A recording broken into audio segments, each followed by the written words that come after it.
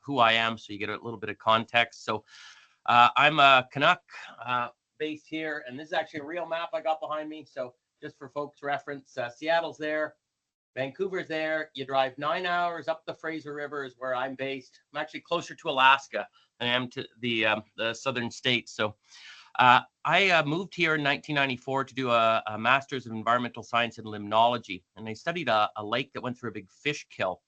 And when I was doing my research, I did a regional lake survey and realized all this great data had been collected, detailed bathymetric maps, shocking data, fish presence, absence.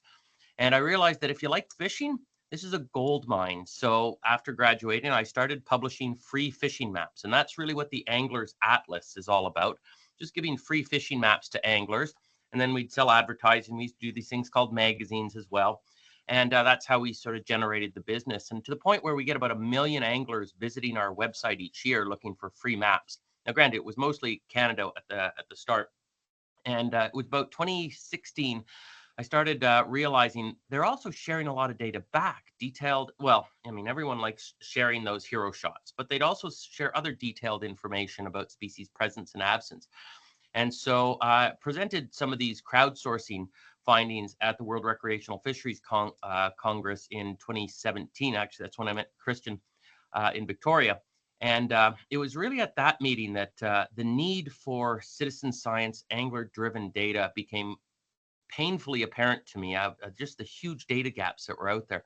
So we kicked off a mobile app, and that's what the MyCatch part is. So the MyCatch is the mobile app. It plugs into the platform that is Angler's Atlas, just to give people a little bit of context on that one.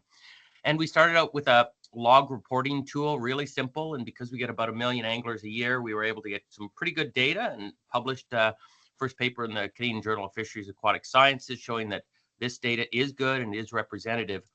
But something unique happened when COVID hit. All these tournaments across the country closed down. So it allowed us to pivot from an angler log reporting into a tournament app. And so that's really what I want to talk about today is the value that that tournament app brings to angler reported data and citizen science. Now, I will say one final thing before I dive in here. I think it's really important to recognize the audience you're talking to because every fishery has its own personality. Some fisheries love the idea of a tournament. Other fisheries, you bring up the word tournament and the walls go up. I just thinking the Deschutes River this year was a project we were doing with Oregon, testing an e-creel methodology. And when you presented in that way to those fisheries, those were steelhead fishery, did not respond well. So presenting it in a different way, even though it's the same underlying technology and the same methodology, that word you use really is important. And it really alludes to something else. You really need to understand the audience you're talking to, the segment of anglers you're talking to when you're trying to do any sort of angler reporting. So let me just give you a high level basically about this talk. We're going to be talking about that vision for app-based tournaments. I'll dive into a little bit sort of the context and the theory behind it. I'm going to talk about that pivot away from that angler reporting, sort of the angler log model that we started with, and towards the tournament model, and give you the reasons and the power that it brings. And I'm going to quickly touch on 4 case studies. I know Jeff's going to be talking about some of this stuff as well. So that's essentially what this talk's going to be covering. So we'll just start with what a conventional tournament looks like. I mean, 2 of our staff were hardcore tournament anglers. I guess are hardcore tournament anglers. And this is typically how a tournament will work is you have the event launch and you get flights of boat leaving the starting place. So often flights, I mean, in series, like every 15 minutes, a flight leaves. And then you're going out, you're fishing. A lot of these tournaments have moved to holding fish in live wells. So it's not a harvest event. And they'll be held in the live well during the day. And then basically when the day's done, you'll bring them back to the weigh-in station where they'll get weighed usually. So it's generally not a length-based. And then the biggest fish caught wins typically with some other peripheral prizes. So that's your standard tournament model. Now, what we did is we took that model, recognizing that as scientists, we have very different needs for the types of data. And so we have to incentivize based on the needs for the experiment. So what we did is we took this, first of all, just moving from a weight-based to a length-based tournament allowed us to basically just use the camera on the app. so we could take pictures of fish on measuring devices. There's nothing new about this. A lot of tournaments do this new method of competition. So that was pretty standard. Where things really started to shift for us was really, instead of the big fish wins. Now, of course, we like to have big fish wins because that's part of the competition. It's really creating and tailoring the incentive structure so it aligns with our data needs, so that the data we collect is fit for purpose. Because if it's just big fish, you're not going to get full length distribution. If it's just fish, you're not going to capture the zeros. So we create a whole series of these incentive structures that we attach to our events. So for example, in Iowa, we developed this new method to capture zeros, where we awarded a tough luck prize. So if you didn't catch anything and you were still fishing on a water body, we could award a prize for that. So incentivize the tough luck reward. We were doing a project on whirling disease, where it's really to see, are there still really small fish in the system as an indicator of the presence or absence of whirling disease. And so we incentivize based on the smallest fish caught. We've done random draws. You can have all sorts of other categories to incentivize that every fish that's caught is measured. So random draws, most fish, hidden lengths, that sort of thing. So it's really about tailoring that incentive, those incentive structures that you integrate into your event as a way to capture the type of data that you're after. Now, as I mentioned, we started with an angler log model. These were some of the hard lessons we learned. It's very hard to motivate people just to give data out of the goodness of their heart. We weren't answering the question, what's in it for me, from an angler's perspective. And that really, you just know, and you might get a little bit of a burst of activity, but over time it wanes, because you're really not tailoring this to the needs of the angler who are providing you the data. Tournament model, there's an embedded need already as part of the event, so it's easier to motivate. Also, with the angler log model, since it was hard to get anglers to even report, it was really hard to force them to do things. So the quality assurance was really quite limited. Whereas when you've got a tournament model, you have a set of rules they have to abide by in order to qualify. So it allows you to really tailor in the quality assurance, quality controls, because if they're not behaving in a way that's conducive with the rules, their catches are rejected. So we have a full catch team made up mostly of undergraduate biology students who basically review every catch and make sure it aligns with the rules, which also aligns with the experimental design. Angler log models, they'd report what they wanted to. In the tournament, you can insist that that's a requirement in order to qualify. And this final one allowed us for scale. The angler log model was just a simple single model, and it didn't allow me to jump to other experiments very easily. I had to overhaul the app in significant ways. We did this. We had an angler model, and we incorporated whirling disease, and then we incorporated a rockfish, and just the contortions that had to go into the back end were epic. And so the tournament model allows us to run multiple models simultaneously, all with that same model, but we can have all sorts of different experimental designs embedded within that tournament. So we can run simultaneously dozens of different events, all with their unique experimental designs. So let's dive a little bit into that event design strategy, because really, when you're thinking about citizen science, it starts with the experimental design. What question are we asking? What data is needed to answer this question, and then what incentive structure we need to use to generate that best data. And so it's all about creating data that is fit for purpose. And so I'll talk about, I think there's 4 examples I got here. So biosurveillance is the first one. This was an event we did with the U.S. Geological Survey and the University of West Virginia. And the question they were asking is, are we able to detect presence and prevalence of blotchy bass syndrome, which is a recently discovered virus, or recently discovered as a virus, across North America simply through angler catch reporting using the app. So how do we test it? Well, we launched a continent-wide event recruiting anglers to report the bass they catch. And they track location, time, condition of bass, each bass reported. And this allows us to detect presence of the disease and how often it appears. And so what data do we need to answer this question? Well, date the fish was caught, the location it was caught, presence or absence of condition. So we're just in the process of analyzing all the data right now, but here's at a high level. These were results as of February. Don't trust this prevalence number. We have to do quality assurance number, but this is data we get from our dashboard. So essentially, this shows you where we collected data across North America from the 2023-2024 event. We've also got 6 months previous to that as well, so we'll have a total of 18 months of data. We have 5,532 bass reported.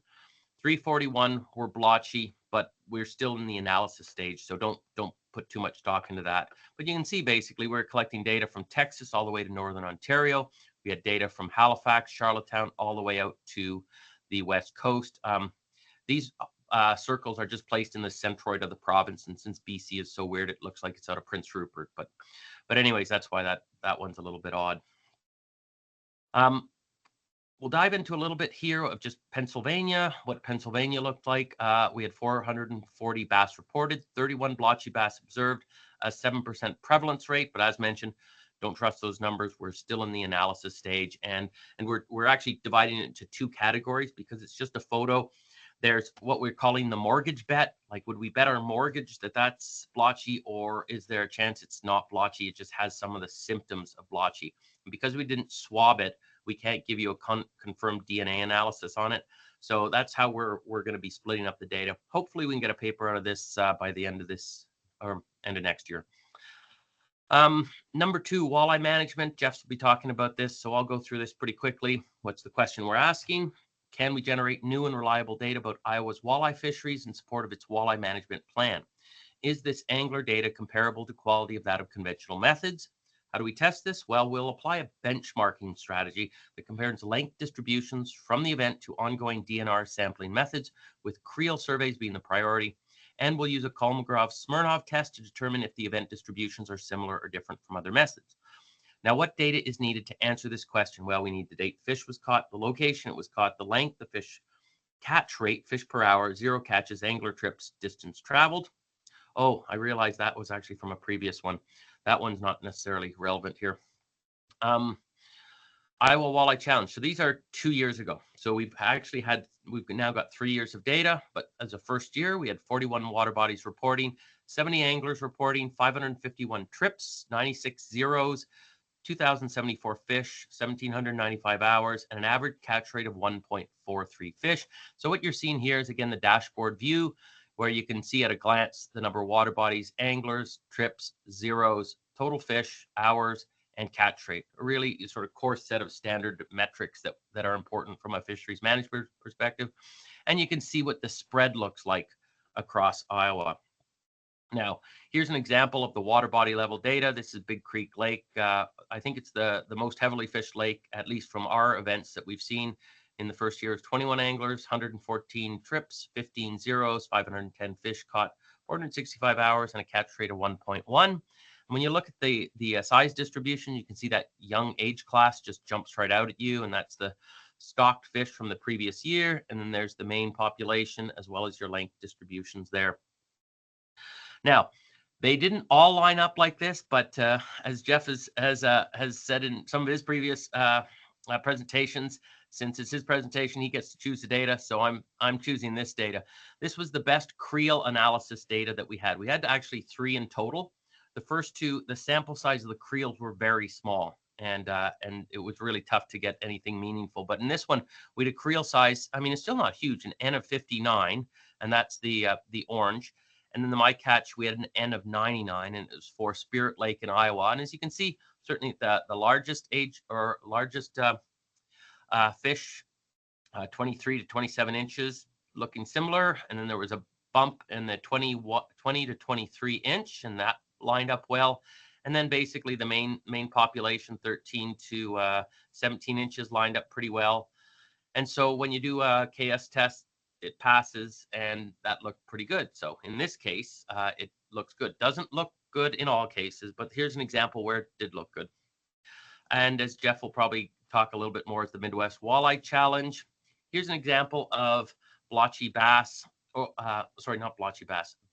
The Newman Lake Bass Battles. This was a demonstration event that we did in the lead up to the 2022 American Fisheries Society conference in Spokane. So we worked with the Washington Department of Fish and Wildlife to see and just test, are we able to do a real-time population estimate using tagged bass and a tournament? And so that was the question. We will launch a tag tournament, recruiting anglers to report all the bass they catch. We will track location, time, presence, absence of tagged bass. This provides a way to apply a recapture estimate of the tagged fish. And so what do we need? We need date fish was caught, location fish was caught, presence or absence of tag, other data that we had for additional analysis, catch rate, as well as angler trips.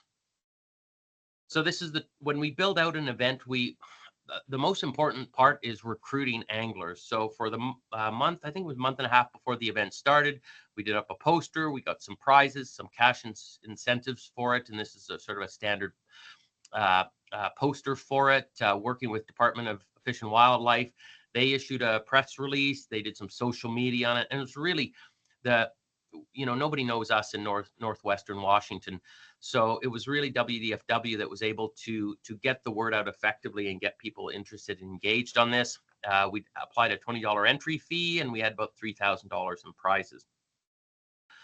So here's, and this was part of the promotion leading up to it. And I should emphasize, this is the most important part of these, making sure you're getting the communications right and the promotions right, because you have to build buzz. You have to build excitement within the angling community to get them to do this, because you're asking a lot. So you have to put all the reasons in there, and you have to undertake very effective communications for it to work. But here's an example of a YouTube video that WDFW did leading up to the event, showing essentially how the tagging was working. And you can go to this YouTube video here and click on and watch it for yourself. But that was an important part of the communications leading up to the event, so people knew why they were fishing for it. So very important.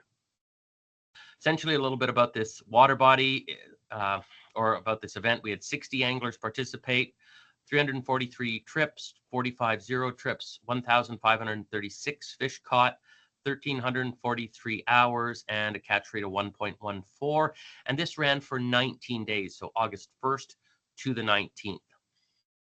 So this was the first time we ever applied this, and so I never really did a lot of work on mark recapture. So what we did is we applied a Lincoln-Peterson method. And what we did is we iterated. So day one, we calculated the population. And then after day two, because there was more fish, we recalculated from day one and day two. And so it allowed us to build out a time series and a population estimate over time. And that's what this graph showed us. And the theory was that it should be highly variable, or this is what we assumed. It would be highly variable at the beginning, but over time it would stabilize. And as more fish were caught and more recaptures happened, the margins or the standard error should start to collapse. Now that's exactly what happened up until day 10. And then this happened, which really sort of threw us for a loop, just trying to figure out, well, why is that happening? Because the population shouldn't be going up. It should be stabilizing, should be collapsing down here. So this was really interesting, because it forced us to really start diving deep into the data. And the benefit is we have a lot of data we can dive into for analysis, and we can also reach out to anglers should we want to really start answering some of the questions where we see some things happening that don't behave the way we expected. We can start doing deep investigations. So I'll touch on a little bit of the stuff that we're able to do. So because we've got all this data coming in, we can do some quick analysis. So daily trips over those 19 days didn't show a clear trend up or down. Pretty overall, fairly a random spread in terms of number of trips. But when you look at the catches over time, you definitely see an upward trend. And when you actually take a deeper dive and you look at the catch rate, so how many fish were being caught by anglers, there's a really strong trend. And then this last day, an outlier, but this is where we start asking questions. Well, what's going on, and why is this happening? And we think, when you go back to this graph, we think what was happening, the way we incentivized this event, we incentivized people to get as many fish in as possible, because we wanted them to report all their catches. But this incentive structure basically created what we think is an inherent bias, because the anglers, first of all, they're getting better over time. But also, if the primary driver for them is to report as many fish as possible, they're going to go to where they can catch the most fish as possible. So they're not catching a representative sample of fish across the water. They're going to where they can basically hammer as many fish as possible. And so talking with a lot of the anglers, we realize you're going to places often where there's a large population of generally the smaller fish, and they're just reporting as many fish as possible, so that because every fish is a random draw. And so if we're going to run this again, what we want to try is, instead of using a random draw prize, we change that to a hidden length. So they're not going to know what length is going to drive those big prizes. And so then there'll be an incentive, instead of trying to get as many fish as possible, getting as wide a range as possible. And then they'll be basically, instead of what we hope anyways, instead of this graph going up with the population estimate over time, ideally it should stabilize the way we expect it to. But anyways, these are some of the cool things you can do. How am I doing for time? Oh, I think I'm way over. I'll just wrap it up with a quick overall overview of sort of this cool methodology we're starting to test out in Oregon and California. And it's a way of estimating total harvest, total release, using, again, another mark recapture, but this is based on Riggers and Jones methodology from North American Journal of Fisheries Management, where when you report the fish on the app, it's your mark. When you couple it with a creel survey, you ask 2 extra questions. Did you report this on the app, and did you report all the fish? If they say yes, you can apply a recapture to that. And so when you combine those two, you can get estimates. And as you can see here, now they had a really big sample size. They got similar estimates to traditional creel, and their standard deviations were hugely collapsed. So really tight error bars around those. So that's what we're currently testing to see if a voluntary reporting system can work. I think that's about it. I'll close it off now because I know I'm over time. So yeah, I guess I don't know if there's questions. I guess we should probably wrap it up and pass it off. Dave. Yeah, let's keep things moving to the next talk. But if anybody has any questions, just throw them in the chat, and Sean can answer those there. I have to say it's pretty interesting. You're showing maps of Pennsylvania. I was looking at those all last night with the election, and brought back some PTSD flashbacks. Hey, sorry, I should have chosen a different map. No, it's all good. Yeah, we're gonna move on to the next talk.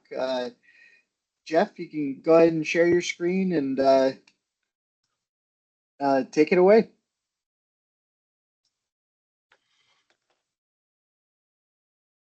Very good. Looks good. We'll put that in presentation mode, and but we shouldn't be there in the talk. I see the title slide right now. Okay, I did not. Can you see it now? Yeah, I can see it. All right, perfect. Sean, there's no way you did that in 15 minutes in Honolulu. I'm just telling you that right now. Fortunately, I cut a couple slides. We'll see what I can do. Like Sean said, I'm going to talk about the Iowa and Midwest Walleye Challenge. We were trying to use fishing tournaments and fishing events to assess walleye populations. I used to work for the Iowa Department of Natural Resources. In the last few months, I've transitioned. I'm now the executive director of the American Fisheries Society, but I still love this fisheries work that I'm doing, and I hope to maintain a presence as a fisheries researcher while I'm doing this new job. So just start with in Iowa, about 156 million walleyes stocked in 57 different water bodies in 2022. That costs about $750,000. And that is a lot of money that is disappearing below the surface. To find out where that money goes, we have done electrofishing surveys in the past, standardized 15-minute runs in the spring or fall, and we do summer wing dam surveys on the Mississippi River. In addition, we do netting surveys, experimental gill nets, 2-hour sets in the spring and fall. We do not do summer gill netting. Our anglers do not want to see us killing that many fish, so we don't do it. And we also set gill nets for broodstock collection in the spring, and those are 2-hour sets. So what does our data look like? In 2022 and 2023, our sampling data is shown here on this graphic. And about 30% of our stocked water bodies yielded more than 100 fish lengths, which is adequate. Sorry to stop you, Yeah. Jeff, but I'm still stuck on the first screen. But can you unshare and then share it again? Because it looks like I have access to the slides. Okay. I'm going to, well, let me get to the right place. Sorry.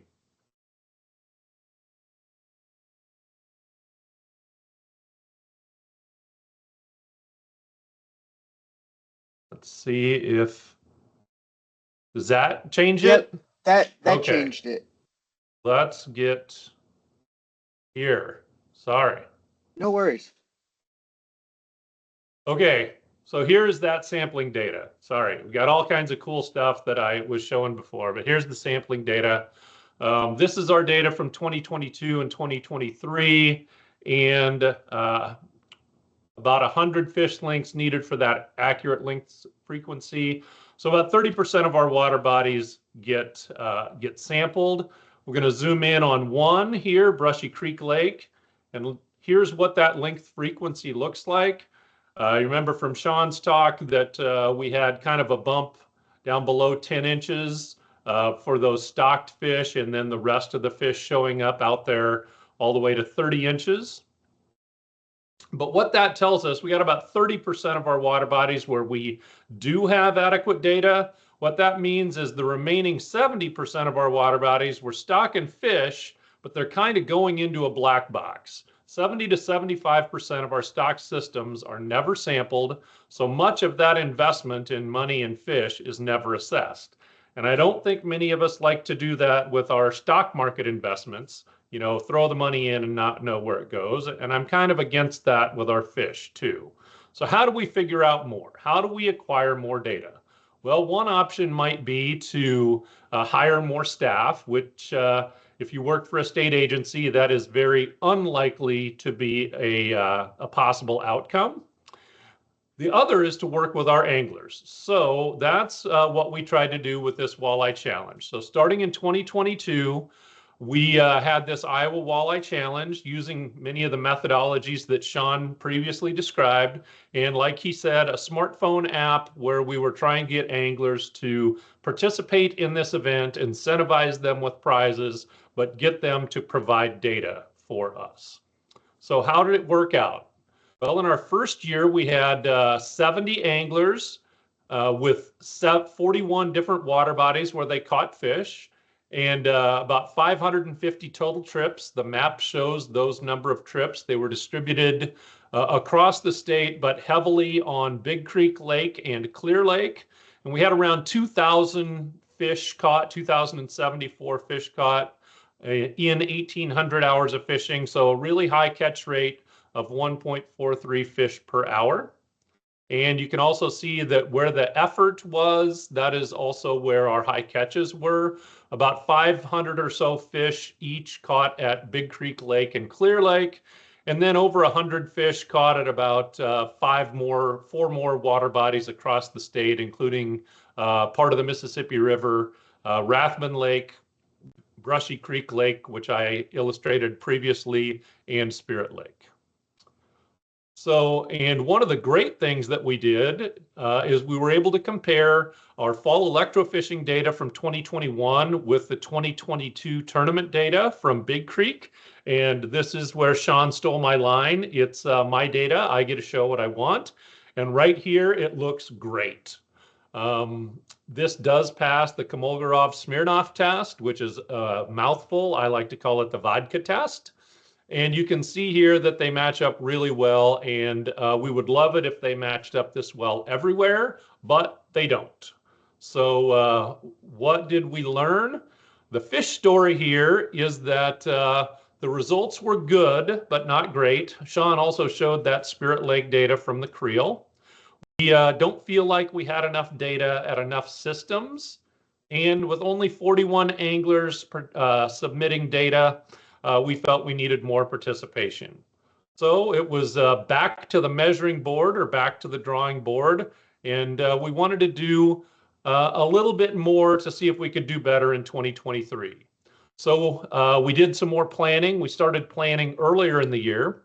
We tried to develop a lot more partnerships, including specific local partnerships where local bait shops would provide prizes for anglers at local water bodies. We flooded people's inboxes with email, over 1 million emails sent out trying to get people to participate. And we upped our social media presence. So after all that work, all that planning, everything that went on, we went from 40 water bodies to 75, so that was awesome. But we went to, I think I misspoke earlier, I said 41 anglers submitting data. It was actually about 70 anglers that submitted data in 2022, and we upped that by a net of 18 to 88 anglers in 2023. That made me very sad. We did have about 40 or so anglers that participated both years. And so our gross was an increase, but we did have 732 trips. So we had more trips, and specifically over here on the east side of Iowa on the Mississippi River, we focused over there to try and get more anglers and more catches, and we were successful with that. And we also went from around 2,100 fish submitted to about 2,800. So that was successful. Our catch rate dropped to about 1.1 fish per hour. And here are the overall catches. So we can see an increase at Rathman, at Big Creek, at Brushy Creek, and a little bit of a reduction at Clear Lake. And then also some really nice numbers over there on the Mississippi River. And speaking of the Mississippi River, this is one of our anglers, a really outstanding angler. His name's Doug. And most of these fish caught on pool 11 were fish that he had caught. I think he caught around 50 or so of the nearly 80 fish. His average catch over the course of the event was about 22-inch fish. And so you can just see what that population looks like on pool 11 of the Mississippi River, which is just an outstanding fishery, and the length frequency bears that out. So what did we learn? So from 2022 to 2023, we saw an increase in the number of anglers. So that's a positive. We saw an increase in the number of fish caught. That's a positive. And we saw an increase in the number of water bodies fished. And those are all goals that we achieved. We may not have gotten to the numbers we wanted, but those were all positive things.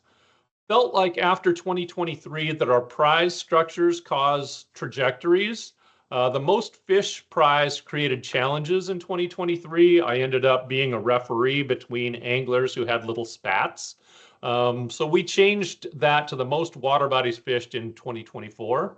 Also, our local prizing did not drive up participation in 2023, so we switched things up for 2024 and offered larger grand prizes.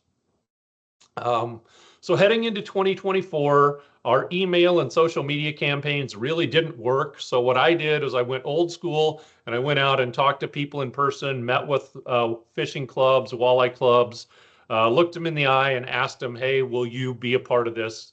We want to make walleye fishing better for you.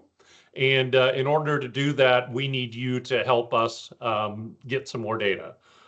So that I think was positive. So looking at 2024, we increased from 70 some water bodies up to 90 some. We increased by about 50% from 80 some anglers to 130. We saw a reduction in total trips, and we saw a reduction in the number of fish caught. The anglers that I interacted with in 2024 indicated that it was just a much tougher fishing year, be that climate, weather, rainfall, etc. We had some flooding on the Mississippi River, which caused some challenges. And so we did see a reduction in fish catch, and we saw a reduction in that overall catch rate from about 1.1 down to just under a half a fish per hour. Our length distribution, the average fish caught over the course of the event was just under 15 inches. We also expanded this, as Sean indicated, out to the entire Midwest. So here you can see the total number of trips that happened across the entire area.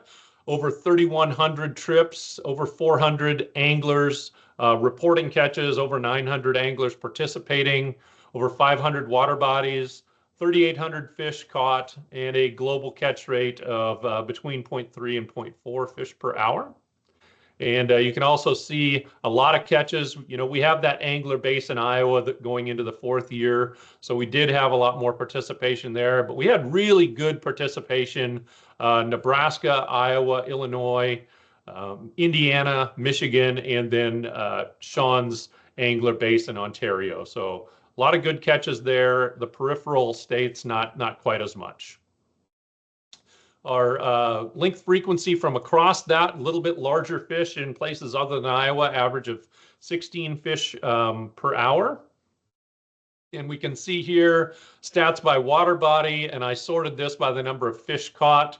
So our top 4 water bodies were in Iowa, but then Homer Lake in Illinois came in 5th. Rathbun in Iowa was 6th. Piscatee in Illinois, and then some Mississippi River. So a lot of catches in Illinois and Iowa throughout the event. And some other really cool data. So you may wonder, you know, like what else can you do besides the length frequency? So this is a rows plot of fish caught per hour. So if you're planning for a creel study and want to match up a creel study with what we were seeing from the angler catches, well, this is a 24-hour plot. So between 7 and 9 p.m. was the time frame that the most fish were caught. And so that can help with some planning efforts if you're wanting to do a creel and target when anglers might be catching the most walleyes. The Midwest Walleye Challenge had about 900 participating anglers, over 500 water bodies fished, 3,000 fishing trips recorded, 4,000 fish submitted, over 11,000 hours fished, and a regional catch rate of about 0.35 fish per hour. So what did we learn? We've been doing this for a while. Kind of part of it made me feel bad along the way. Kind of felt like I was at the School of Hard Knocks from time to time, because getting people to join and participate is hard. And I think you'll find that as you introduce something new. We're trying to put a new tool in the fish management toolbox, and anything new has a learning curve, and we're still on that pretty steep climb of learning curve. Using email to get people to join and participate was really hard. That didn't work. And using social media was also really hard. That didn't work. As Sean mentioned, getting connected with existing social networks on the ground, not just virtual ones, I think is a huge key to success. And he had a recent event in South Carolina that bore that out. So for me, I think that one of the great things from this is that partnerships among agencies, anglers, and the sport fishing industry are going to be key to effective resource management in the future. And in my role with AFS now, that is something I absolutely plan to work on, to build relationships using AFS as a platform to do that. And with that, I'm happy to answer questions. I think I cut it down to about under 20 minutes. So if we don't have time for questions, we can roll on to the next presentation. Yeah, if anybody has any questions, you can go ahead and raise your hand. See, Rob Andrews said, do you have... Yep, I saw the question pop up. Okay. We think about 10 to 12% of our anglers participate in walleye fishing from some of our angler surveys that we've done. And so about 300,000 anglers in Iowa. So in that 30 to 35,000 range of individuals that target walleye from time to time. Okay. I'm going to put my reviewer number 2 cap on, and a big thing with both with any of the Angler Atlas questions and looking at population estimates is avidity bias. And I'm wondering if there's any sort of measure of avidity that that y'all are looking at with the future self-reporting efforts. I think that's a real legitimate concern. I think that from those catch rates we saw the first couple of years, we're looking at very avid anglers, and then also in my interactions with the anglers, definitely, I think that we're dealing with anglers that are really good at walleye fishing.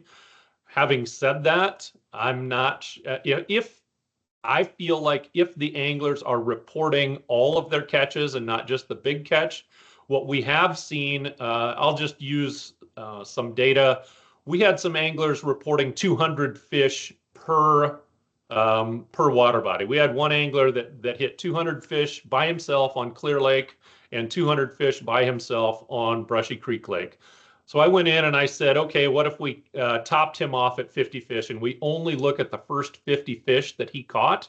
You know, is he figuring something out and only catching the small fish to try and drive his catch rate? And when I removed everything past 150 fish, really it matched up still perfectly with the overall catch rate from that water body. So I think anglers are catching the fish that are available. And so I think that what I saw, and I did that for every angler that had high catch rates, indicated to me that they're catching fish in proportion to what's available and not because of their avidity or their expertise. Interesting. Sean, get your hand up? Yeah, I just wanted to sort of add on to this. We've ran now over 200 of these events. So we've seen all different shapes and sizes. And really how you structure the event makes a big impact on that avidity. So for example, our premier series is called Walleye Wars. We run it in Canada, $10,000 first payout, $250 entry fee. There's definitely an avidity bias on that because you're only going to get the people that really think they can compete at that level. Now, at the other end of the spectrum, like I think the Aurelia Perch Festival, that was a family-friendly event, basically run on by the local Chamber of Commerce. And basically you're looking at, I think we had 800 and some people participate in that event. Lots of kids, lots of families. So you're getting a very different type of participant in that event. And so it's really how you create and motivate and present that event to that audience. And that really will drive the nature of what the type of anglers you're doing. Now, one of the cool things is you can actually start measuring avidity bias, and there's a number of ways you can do that. You can do that at the initial sign-up phase, where you can get them to answer additional question on registration. You can also see certain patterns of the data as they're coming in, like catch per unit effort. You're going to be able to track that. And you can also do follow-up surveys. And we do have, the nice thing is, because our catch team has to communicate with anglers quite a bit as you're going through an event, technical issues are always a challenge.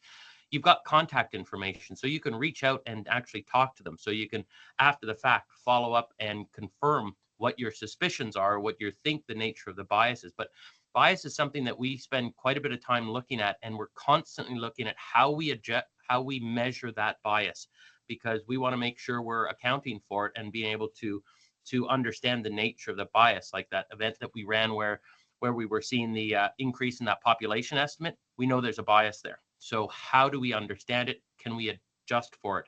And that's the nature of these events. You can restructure them over and over again, and you adapt them as you learn more about the nature of each event. Anyways, I can go on and on this, so I know I'll zip my mouth now and pass it off to Christian. Yeah. Yeah, maybe we can pick up this conversation after Christian's done. But with that, I'll move on to the last talk with Christian Skov. Thank you. Can you all hear me? And can you see my screen? Yep. That's good. Thanks for inviting me. And it's late in the afternoon here, and I know it's all over the place where you're from. But so I'm from Denmark. That's in Europe. It's a tiny little country, just in the northern part of Europe. And I'd like to present some results we have from an ongoing project that we're doing on a citizen science platform where anglers can report their trips. The background for this is that, as in many other places in the world, data from many recreational fisheries is truly lacking. So what we have done is that we have created this platform where anglers can report their fishing trip data, and of course with or without the catch. We also need all these zero trips to get some information about effort. So we collect the data through a web page or through an app, and the system is nationwide, and that's sort of affordable when you have a small country like Denmark. So it's all fisheries that's included, freshwater and marine waters as well. It was launched in 2016.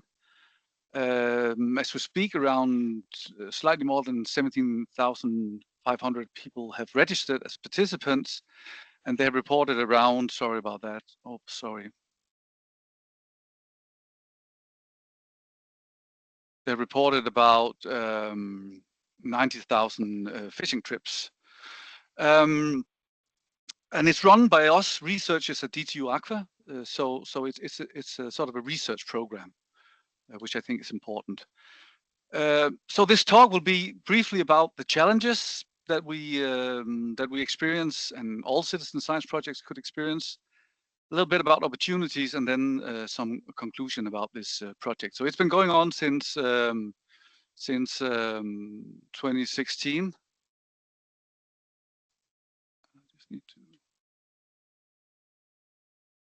pause this. So there are three sort of well-established challenges with citizen science, and one of them is I have some kind of timer going on here, which is really annoying.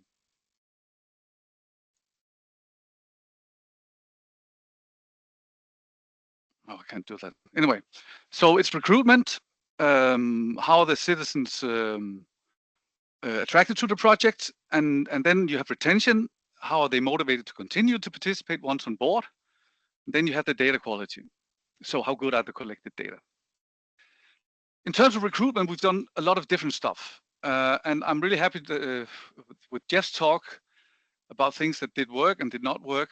Something that worked, we tried all kinds of things, because as Sean said, you know, anglers, they're very, very sort of different segments. There's all kinds of different types of anglers, and we want to embrace them all in this project, which is of course a challenge.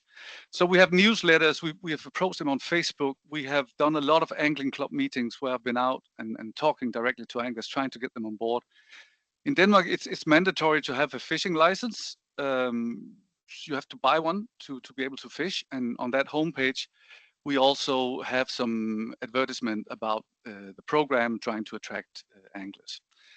To give something back to the anglers in the app, they get this logbook they can use for their personal use, a lot of statistics, photos and overviews from their own fishing trips, but also across different waters, so they can sort of explore data themselves, which we think is also a good part of citizen science, because there's also something about empowerment and how to give something back to the citizens so they can sort of, you know, ask critical questions about the fish populations. So that's, I think, is pretty nice and a part of the project.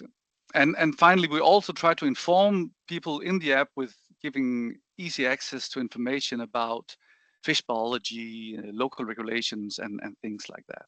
So we spend a lot of time considering how can we motivate people to join us. So this is how it looks like with the recruitment part.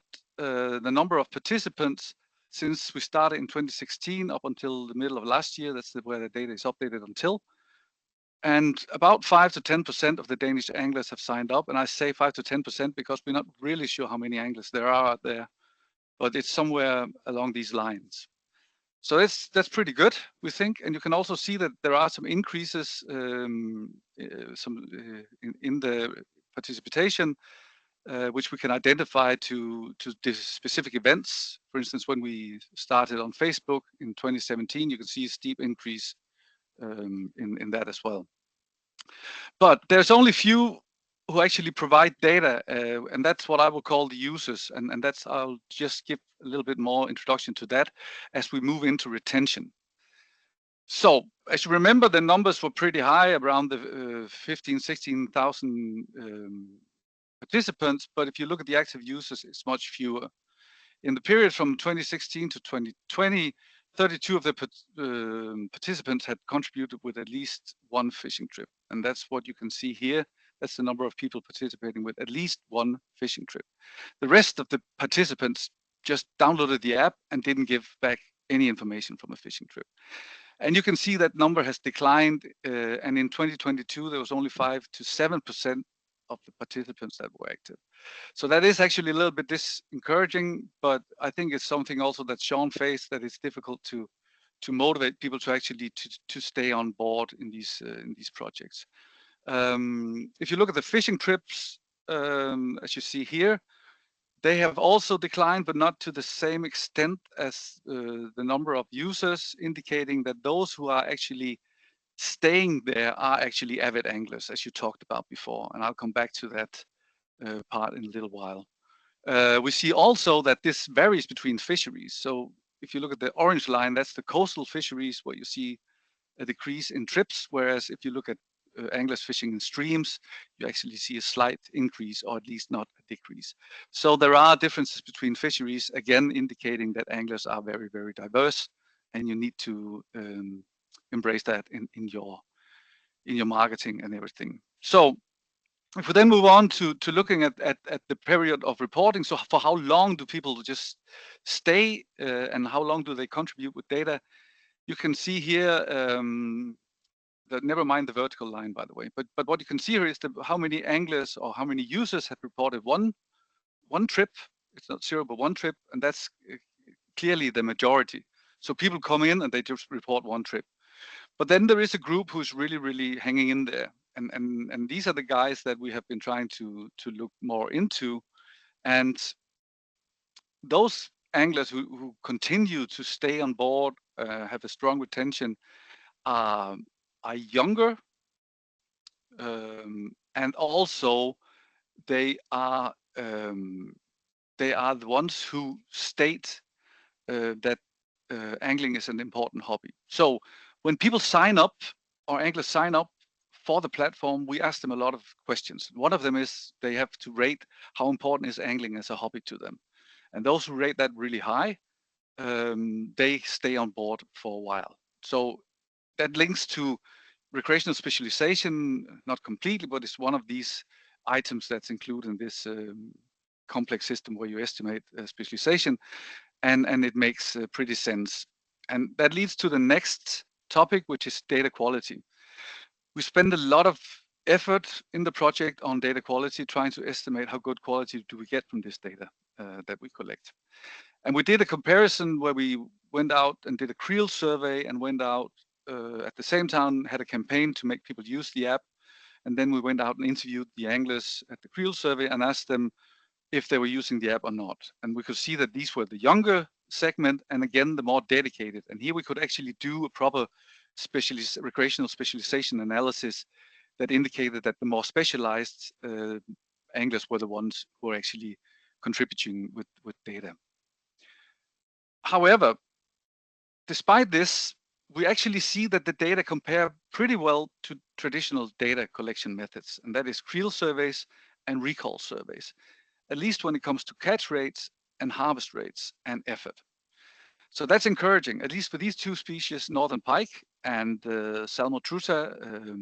Then this is a sea trout, the anadrome form. However, for other species like cod, we see really poor relationship, and that is probably because we have too little numbers or too few anglers reporting, which is quite interesting because this is a fishery that is heavily regulated with bag limits, and we might fear that anglers are hesitant to report into the system because of that. They have fear that their data will be used against them. Anyway, so the conclusion here is that it seems to produce pretty cool data for some fisheries, but not for all. And that's the encouraging part. And that's published in several papers that you can see here and read more about later on if you want to. I just want to highlight this figure, which I thought was a pretty nice result that came as a bit of a surprise to me when we first realized that. So this is from the creel survey we did in 2017, I mentioned before. We also did an aerial survey where we counted anglers. It took around 3 hours to fly around this island where this coastal sea trout angling was taking place. And at the same time, we could see who were actually contributing with data in the app for that same time period. And here you see the relationship between that, the number of anglers counted by plane and those who actually provided a fishing trip or registered a fishing trip in the app during the same time period where this aerial survey took place. And that's a really, really nice relationship. So from that, you would actually be able to predict angling effort on all the days that we did not do the aerial flight based simply on the number of app users. So that was quite interesting. Also, I'd like to just briefly mention opportunities. I think that Jeff made a nice point. If you want to design creel surveys, there's some opportunities from this. We have an additional feature in our app or in our system that from time to time, randomized, we ask people, why did you go fishing today? And then how satisfied were you with your fishing trip? We do that immediately after they sort of finalize the trip in the app, and often that's on the very same day. So we get rid of a lot of recall bias on this. Anyway, this is just some results from a paper we published on this, where we can actually see that on the y-axis you have a satisfaction score, where 10 is really satisfied with trips and 1 is really dissatisfied. And you see then for different type of fisheries. And you can see that generally the salmonids, the people fishing for salmonids and streams, they're pretty satisfied with their fishing, whereas those fishing for flatfish at the coast, they seem fairly dissatisfied. So this is a quite powerful tool in terms of management, because you can then sort of monitor the status of your fisheries. Are people happy or are they not happy, satisfied or not satisfied? So I think that's a cool feature that you can build into these systems if you want to. Another opportunity is, of course, that if you use an app, you can give really on-site information about regulations, and we use that actually because in Denmark there's some quite complex set of regulations regarding where and where not to fish around the coastal line of Denmark. There are some closed areas, but with the app we can actually inform anglers if they register the fishing trip on site. We can give them an alarm saying, you're inside a closed area, please move outside, and you can see on the map where outside is. So that's pretty nice. And you can by that you can clearly support compliance. That's our impression. And finally, we are slowly starting to integrate these data into the management of recreational fisheries in Denmark. It happens really slowly because there's a lot of skepticism about the data quality, which I think is justified for sure, but there are also opportunities. So I expect that integration happens slowly, and it surely does. But we have used it already now to give advice about bag limits, to say, so what would be a fair bag limit on certain fisheries? It's part of the monitoring for salmon quotas and bag limits in the major streams in Denmark. We also use the tool to engage fishing clubs, because fishing clubs, they like to have a site or a web page with the club members sort of catches, and this system support that. So if a fishing club works together with us, they get all that for free. They get a system where they can sort of display their catches, and we get some good data at the same time. And we also get some status for some of the important fisheries, as on this just an illustration on the left side. This is the catch rates of salmon truta, the most important coastal fisheries in Denmark, where there has been some apparent decline in the catches of fish above 50 centimeters, and we're paying attention to that at the moment, and it gives good discussion. And actually showing a graph like this when you have meetings with anglers motivate them a lot to participate with data, because they can see that they are able to sort of pinpoint potential problems with the fisheries. So that gives some good motivation for them. So to conclude, clearly, I think these digital citizen science platforms, they can supplement traditional survey methods in many ways, and not least because it provides some novel research and management opportunities. But we should be careful because it's not a panacea. And being involved in this since 2016 and before that, on a tiny budget, to be honest, it's really an effort to maintain and run such platforms, and you really need to consider that before you start. So it is a lot of work. So all of those who said it's cost effective, I'm not so sure about that, but it's all about scale, I guess. So also the use of angler apps for data collection is being considered in many countries now, as you are well aware. Excuse me. And actually, in Europe by 2060, it will be mandatory for some species to report electronically catches. It will be used to control as a control measure, among other things.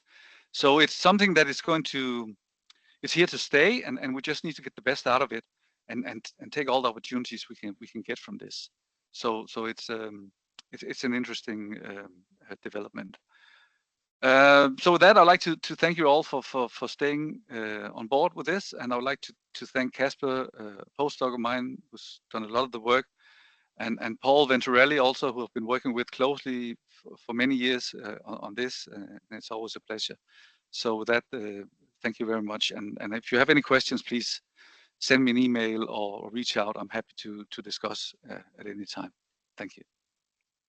Awesome. Well, we can hang around for a few more minutes if anyone does have any questions. I am curious about those cod anglers that you had trouble getting in touch with. Is there something about the fishery besides it just being heavily regulated that may have disincentivized people to participate? Yeah, that's the suspicion you get, right? I mean, that would be, but also there is not that many cod fishers, right? So the volume to recruit from is not that big, to be honest. And it's also maybe the type of anglers who engage is maybe less specialized. It's maybe people who more occasional anglers, and they might not see the value of participating in the citizen science project. So I think it's a combination.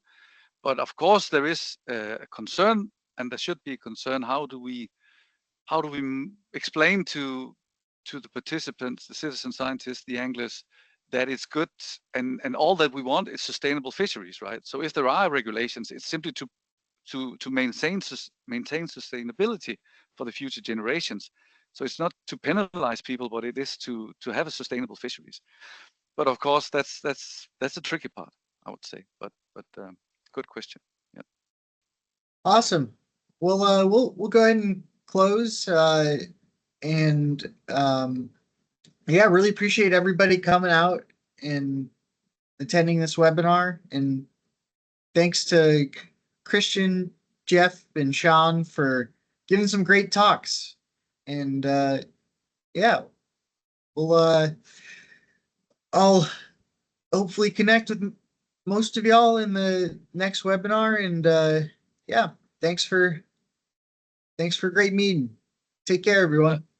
Thank you. Thanks, Dave. Bye. Thanks, everyone. Thanks, y'all. Thanks, Dave.